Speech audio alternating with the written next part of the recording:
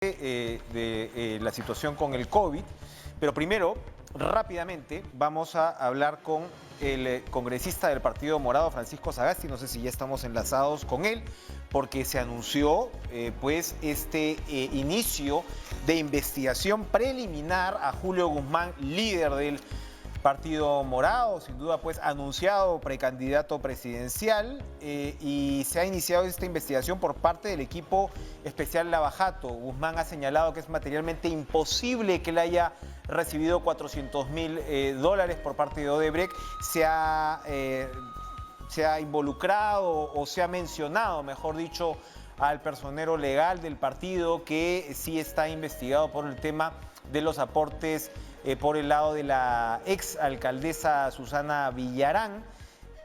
Pero Julio Guzmán señala, Francisco Sagasti, muy buenas noches, gracias por estar con nosotros, congresista vocero del Partido Morado, señala que esto es para sacarlo de la carrera electoral, porque claro, estamos hablando pues de una investigación que se inicia ahora en agosto, y si son los plazos usuales, evidentemente pues para abril va a estar investigado, ¿no? ¿Cómo está usted? Gracias por estar con nosotros. Buenas noches, Enrique, y buenas noches a todos los oyentes de TV Perú y televidentes. Su evaluación de este anuncio de la Fiscalía, ¿qué es lo que han discutido al interior del Partido Morado? ¿Qué es lo que sabemos? Porque es poco en realidad lo que sabemos de la justificación de esta apertura de investigación preliminar. Bien, mire, la justificación está en un documento en que simplemente se dice de que hay un programa de televisión que vio un excongresista y que el excongresista decidió poner una denuncia en función a una noticia o una entrevista que se dio, que a su vez se basa en también otra noticia falsa que salió anteriormente. O sea que esto no tiene cómo sostenerse de una manera ni siquiera lógica, jurídica. Pero en fin, la Fiscalía tiene que hacer su labor. Cuando hay una denuncia formal, tiene que ir por todo el proceso normal y nosotros siempre hemos apoyado a la Fiscalía en su labor de lucha contra la corrupción, que es una de las banderas del Partido Morado, y no tenemos la menor duda que cuando uno analiza en detalle toda la secuencia de hechos se darán cuenta que esto es un despropósito, que la acusación no tiene nada que ver y esto saldrá efectivamente, espero, de la Fiscalía, ¿no? ¿El congresista es Víctor Andrés García Belaúnde, que es el que más ha reiterado sobre este tema? ¿O el ex congresista? No, es el congresista Morales, creo que es Humberto Morales, que fue el que hizo la denuncia. No, Víctor Andrés Belaúnde yo creo que es una persona más sensata que simplemente basar una acusación en un rumor inventado. Cuando uno ve las fechas, es decir, el señor Odebrecht, Marcelo Odebrecht, estaba en la cárcel en septiembre de 2015 y todo esto sucedió un año después, cuando Julio Guzmán no figuraba para nada en el panorama electoral. A ver, yo todavía no entiendo cómo alguien desde la cárcel, siendo investigado y todo eso, puede arreglar para un pago a un candidato que ni siquiera está, realmente no resiste el menor análisis, ¿no? Yo espero que la Fiscalía pueda proceder muy, muy rápido, dejar todo esto limpio y fuera de lugar, y que se demuestre que no hay absolutamente nada que justifique una investigación en profundidad o algo más allá que eso, Nosotros le ¿no? hemos preguntado efectivamente a Julio Guzmán con anterioridad sobre este tema, pero me dice, es un congresista Morales, ¿no? A ver si me repiten porque se me ha escapado. Del No, Frente Amplio, ok, mire, ok, estaba ok, viendo del Frente Amplio. ex congresista es un ex Del congresista Frente Amplio, aparentemente del Frente Amplio. así es. Incluso creo que ha estado dando entrevistas hoy día en la noche, ha sido muy cuidadoso a decir que él solamente ve indicios, etcétera. Veremos cómo es que se desarrollan las consecuencias. Pero acá hay algo importante, mire, Enrique, yo creo que la lucha contra la corrupción debe seguir, pero no solo hay que basarse en indicios, sino en alguna base, alguna prueba. Nosotros esperamos que la Fiscalía, que necesita más recursos, que necesita más apoyo del Ejecutivo, para no tener que estar pidiendo prisiones preventivas de año y medio o más todavía, y que se demora en más de un año y medio, 2 años en poder formular acusaciones. La Fiscalía necesita más recursos, los fiscales tienen que proceder de manera más acelerada y lo que sería muy, muy bueno, creo yo, para la justicia y la lucha entre la anticorrupción es que pronto veamos unas denuncias en firme que salgan de la Fiscalía que permitan concentrar la atención en aquellos verdaderos casos de corrupción y sería, creo, eso sería un poco más prioritario que estar abriendo varios otros casos como se ve en la Pero actualidad. precisamente por eso a eso también iba mi pregunta. Usted ha señalado, ha reiterado la línea de tiempo que más o menos, evidentemente no hay que descartar nada, pero el señor Marcelo Odebrecht ya estaba en la cárcel. No ha habido investigaciones relevantes sobre la campaña del 2016. El señor Pedro Pablo Kuczynski está involucrado con hechos anteriores que retroceden incluso al gobierno de Toledo. El señor, el fallecido Alan García, con respecto a lo que tenía que ver con su gobierno. Keiko Fujimori, la campaña del 2011. Ollanta Humala, lo mismo, y así. Entonces, a lo que voy, a ver si usted me aclara un poquito. ¿La Fiscalía estaba obligada a abrir una investigación preliminar a un precandidato presidencial porque se presenta una denuncia? Mire, yo no soy un experto en temas judiciales, ni mucho menos, pero lo que yo me imagino, por lo que poco que conozco de derecho y de procesos judiciales, es que la Fiscalía evalúa digamos, la consistencia de la denuncia y de ahí decide si inicia una investigación preliminar. Además, tengo entendido que esta denuncia viene del año pasado, un poco más. O sea que ha habido varios meses en los cuales, por alguna otra razón, y se me dice que realmente falta de recursos, falta de tiempo, que la Fiscalía está abarcada en muchísimos casos, etcétera, y que recién meses después se decide abrir la investigación preliminar, si bien la denuncia fue hecha con mucha anticipación. Entonces, mire, yo creo que en primer lugar sabemos absolutamente que no creo la línea de tiempo demuestra que eso no es posible de ninguna manera, no se recibieron esos recursos en la campaña. El señor Guzmán no tuvo ninguna participación en ninguno de los hechos que tienen que ver con las denuncias anteriores de Lavajato que se han planteado y que, como bien ha mencionado usted, Enrique, involucran a otras altas figuras. Pero en fin, yo creo que esto espero que sea una distracción. Lo único que pedimos es celeridad para que no coincida este periodo de investigación con el periodo de campaña electoral, que sería sumamente dañino para la democracia y sería, yo no pienso mal, pero algunas personas están ya tratando de buscar teorías de la conspiración u otros problemas, pero es una casualidad muy extraña que eso después de meses se saque ahora, cuando empieza la campaña electoral, cuando el Partido Morado estaba mostrando su solidez, su solvencia, su manera de trabajar. Pero confiamos que esto realmente va a pasar como una nube pasajera y que el partido se centrará en el proceso de elecciones internas. Nosotros tenemos unas elecciones primarias internas, un militante, un voto.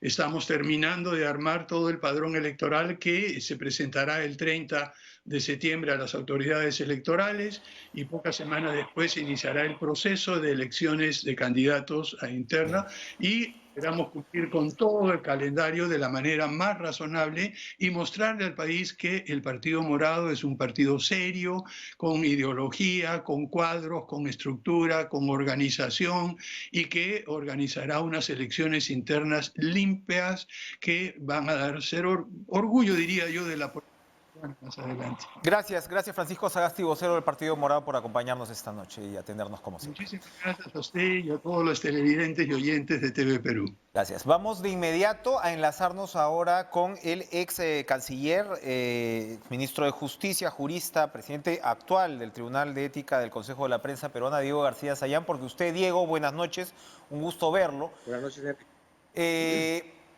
Porque usted publicó una columna muy interesante en la cual, por supuesto, daba cuenta del estado de cataclismo, el efecto, digo, apocalíptico que va a tener la economía por la pandemia. Ya lo estamos viendo, son millones de empleos los que se están perdiendo. Lamentablemente, las estadísticas del INEI lo están corroborando, incluso más allá de lo que se planteaba en un momento, y usted lo que propone de un lado es una suerte de plan Marshall, es decir, que el multilateralismo tiene que jugar un papel importante en términos de la recuperación de la economía de nuestros países y por supuesto dentro de ello el Banco Interamericano de Desarrollo juega un papel fundamental.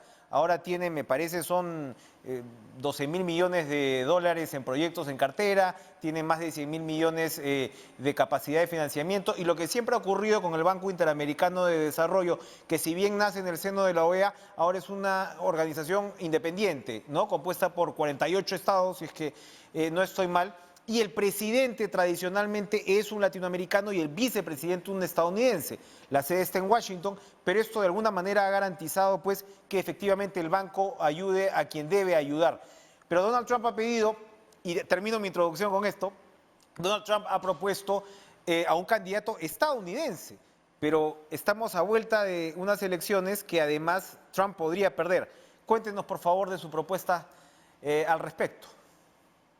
Mira, Enrique, el telón de fondo es la crisis, el colapso de la economía mundial como derivación de la pandemia, recesión, desempleo, aumento de la pobreza en todo el mundo, pero con indicadores mucho más graves en América Latina y dentro de América Latina, mucho más graves dentro del Perú. Ya estamos viendo cuáles son los índices brutales de desempleo que se han generado en los últimos meses como consecuencia del COVID. En este escenario es que por el calendario del Banco Interamericano de Desarrollo, que es una de esas tantas siglas que la gente escucha, pero que se ha convertido en el banco que financia programas de desarrollo y programas de inversión públicas y privadas más importantes para América Latina. Y frente a este colapso de la economía y de la institucionalidad, urge más que nunca planes extraordinarios de apoyo financiero internacional parecidos a los que ya se han dado dentro de Europa para los europeos, 700.000 millones de euros. Eso estamos todavía muy lejos en nuestra región, pero el BID en este escenario es un actor muy importante, que en los últimos 60 años, desde que se fundó en el año 59, como lo acabas de recordar, Enrique, ha sido presidido siempre por un latinoamericano en base a los acuerdos a los que se llega en ese momento durante el gobierno de Eisenhower. Y ahora en este nuevo contexto, un contexto en el que estamos aplastados por la pandemia a nivel económico y social, uno en donde se ven tensiones graves y peligrosas para el mundo entre la China y los Estados Unidos, se pretende cambiar esas reglas y que quien imponga las reglas dentro del BID no sea el consenso de los países socios, sino un país que está diciéndonos tienen que elegir a este señor Clever Caron. Hay que recordar, Enrique, que dentro de los socios del Banco Interamericano de Desarrollo no están solamente países latinoamericanos, Estados Unidos y Canadá. Está buena parte de los países de la Unión Europea, Japón, Corea y también la China.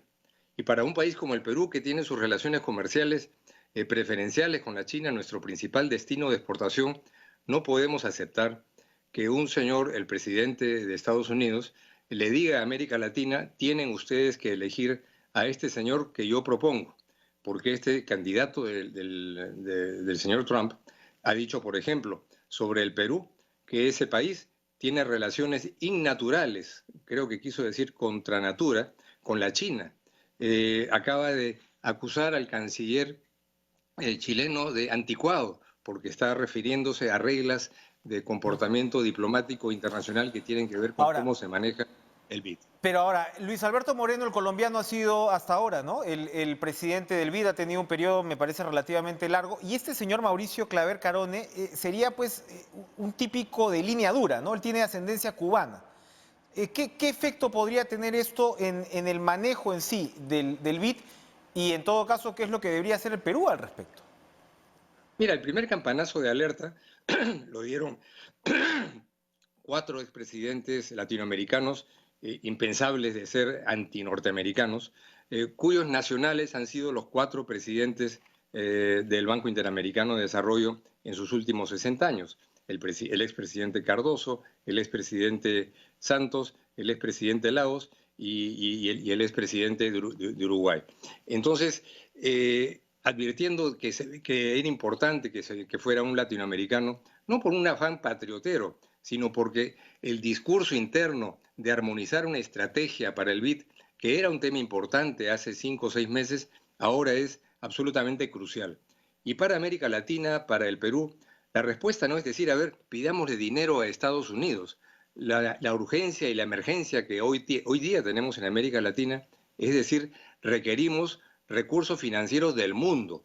Y si el Banco Interamericano de Desarrollo, en donde son socios Alemania, Francia, Italia, España, Japón, Corea y la China, es un espacio extraordinario para justamente contar con su tecnología, su capacidad de evaluación de proyectos, el aprendizaje muy bueno que ha tenido el BID en estos últimos años para mejorar sus estándares de protección del medio ambiente. Entonces, lo que se viene proponiendo entre varios países es que la elección que está prevista para el mes de septiembre se postergue para el mes de marzo, que es cuando la siguiente asamblea de gobernadores del Banco Interamericano de Desarrollo.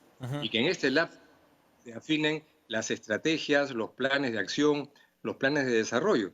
Porque además, dicho sea de paso, si el delegado del señor Trump, que no es un técnico cualquiera, sino es un representante político que tiene una agenda que es divergente de la agenda de América Latina, si el señor Trump pierde las elecciones el 3 de noviembre, tendríamos la paradoja que su representante se queda de presidente del país y entra de presidente del país otra persona, con lo cual se agudizaría la crisis interna en el BID que esta situación ya está promoviendo. Entonces, en aras de la consolidación de los recursos financieros que son indispensables de vida o muerte para salir del fondo del pozo en el que estamos entrando, el BID es una herramienta que no puede ser convertida en un ring político para satisfacer las aspiraciones del presidente de un país. Y eso en todo caso debería tener pues un reflejo en la posición que asuma el Perú al respecto. Vamos a ir a una pausa, pero vamos a seguir conversando con Diego García Sayán. Vivíamos en un mundo globalizado, vivíamos en un mundo multilateral. Ahora parece ser que la pandemia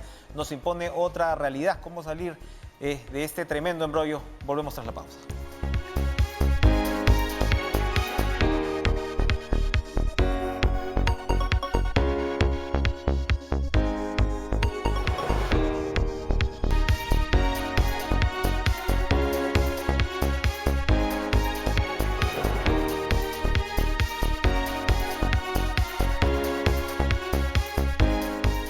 Diego García Sayán, en una situación como esta, tan trágica, dramática como la que se está viviendo, ¿cómo el orden internacional puede garantizar, impulsar, ayudar a que la distribución de la ansiada vacuna se dé pues en las condiciones en las que todos los países, y más un país tan golpeado como el Perú, esperan?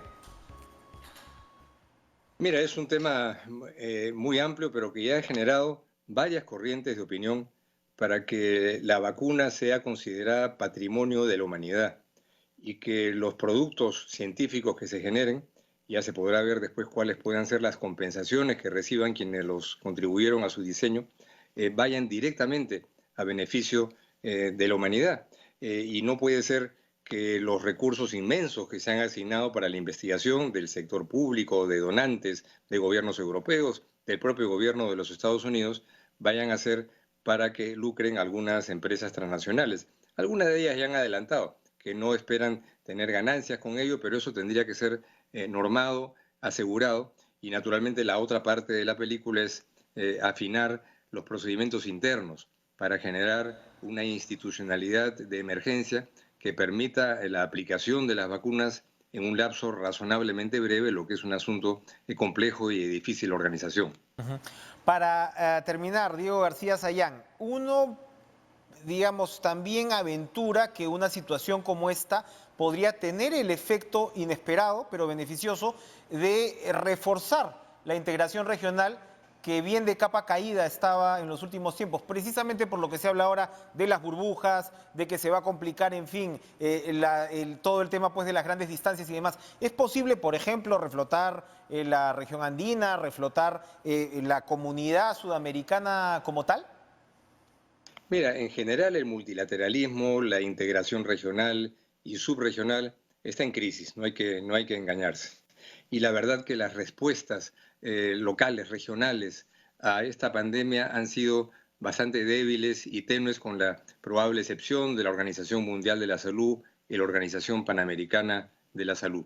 Este puede ser efectivamente un momento apropiado para que esta articulación que puede haber, pues, con Argentina, con México, a propósito de la producción de las vacunas de la que se ha hablado en los últimos días, para avanzar en ese sentido. Pero quisiera, a propósito de esto, Enrique, volver al tema del Banco Interamericano de Desarrollo, porque también es esta una circunstancia en la que los países de la región, junto con otros países importantes del mundo, como los países europeos, puedan jugar un papel activo para que esta institución tan importante no pierda su identidad institucional y no se convierta en una herramienta política. Y para eso lo que tendría que hacerse es postergar la elección, para lo cual basta que el 25% de los socios del Banco Interamericano de Desarrollo así lo ejecuten a través de acciones concretas, para que se pueda postergar la elección.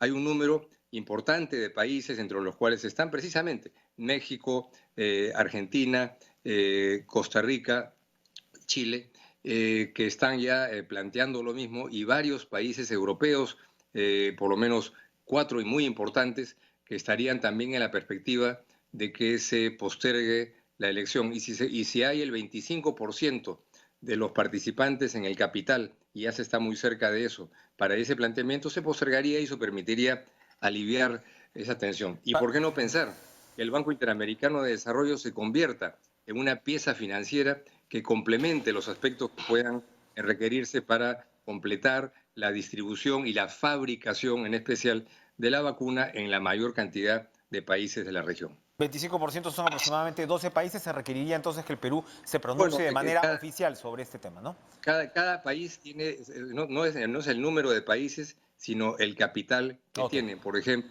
México, Argentina tiene el 11% del capital y tiene que juntarse el 25%. Bien, bueno. Y también tienen capital los países europeos. El capital que tiene, por ejemplo, Francia o Alemania en el BID es mayor que el que tiene el Perú. Pero el Perú también sería, por supuesto, un participante importante que en su historia diplomática de promoción del multilateralismo tendría que hacer honor a esa historia en este momento. Esperaremos el pronunciamiento entonces del gobierno al respecto. Muchas gracias, Diego García Sayán, por acompañarnos esta noche. Vamos a ir a una pausa, pero les cuento, regresamos con Julio Cáceres, gerente general de Praxair. Ayer el cardenal Carlos Castillo, arzobispo de Lima, Carlos Castillo, ha reiterado o ha criticado la postura de la Iglesia frente a el complicado, concentrado mercado del oxígeno, y vamos a regresar tras la pausa con el gerente general de esta empresa. No se muevan.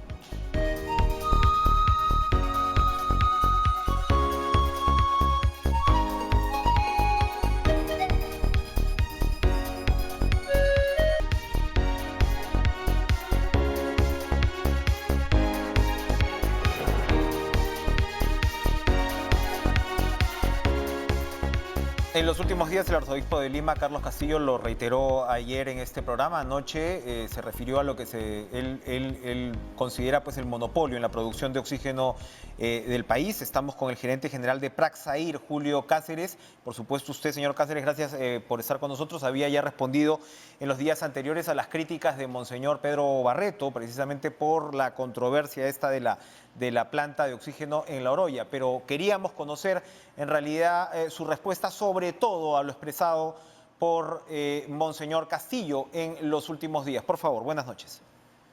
Enrique, muy buenas noches. Muchas gracias por la invitación. Yo te quería comentar que nosotros no somos un monopolio. En el mercado actual participan alrededor de cinco empresas entre productores e importadores de oxígeno. Es un negocio de capital intensivo.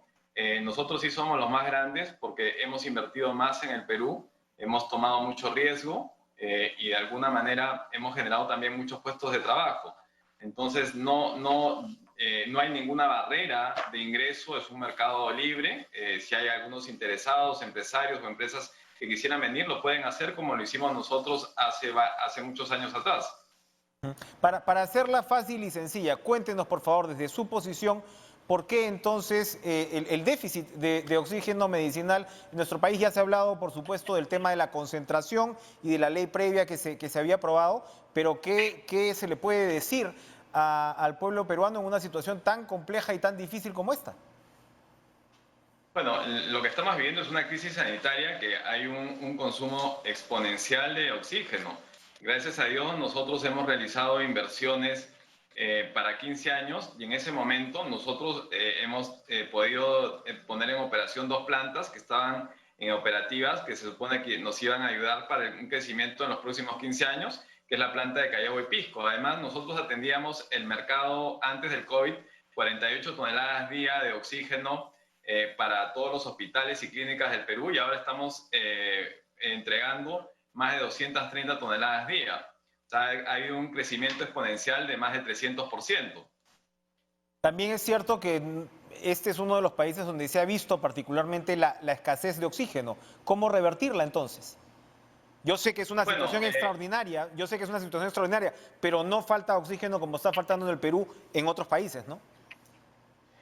Bueno, nosotros estamos trabajando gracias a la intervención del Premier Walter Martos en una mesa técnica de trabajo con todos los productores, junto con Senares y con el MINSA, para poder dar solución y poder atender todos los mercados. Entonces, ahora MINSA ha adquirido oxígeno de tal manera de poder llegar a todos los hospitales del Perú, ¿no? Muy bien. Julio Cáceres, gerente general de Praxair, gracias por acompañarnos esta noche. Nosotros Sí, me gustaría, Enrique. Rápidamente, por favor. Me gustaría comentarte el tema de la orolla, ¿no? Nosotros, es un tema que creo que entrevistaste hace algunos días al monseñor, al cardenal, a su eminencia, el cardenal Barreto. No hemos estado con monseñor Barreto. Probablemente en otro programa, pero por eso yo le decía que... Era hablar un poco de la orolla, que nosotros, gracias a la intervención del Ejecutivo, se logró una mesa de trabajo para subir a la orolla y poder evaluar las plantas. Fue la segunda visita, y esta visita fue con los técnicos de la asociación que lidera el cardenal Mirapaz, y han ratificado lo que ya dijeron el primer informe del Colegio de Ingenieros del Perú, del ingeniero Herrera Descalzi, que las plantas lamentablemente no son viables para operar en este momento, ¿no? Técnicamente no pueden operar. Gracias por su intervención, Julio Cáceres. Gracias a ustedes por acompañarnos esta noche. De inmediato yo le doy el pase. ¿Estás por ahí, Carolina Salvatore? ¿Ya has reaparecido? ¡Claro! Me dicen que vienes con goleada bajo el brazo. ¿Cómo estás tú? Como siempre, con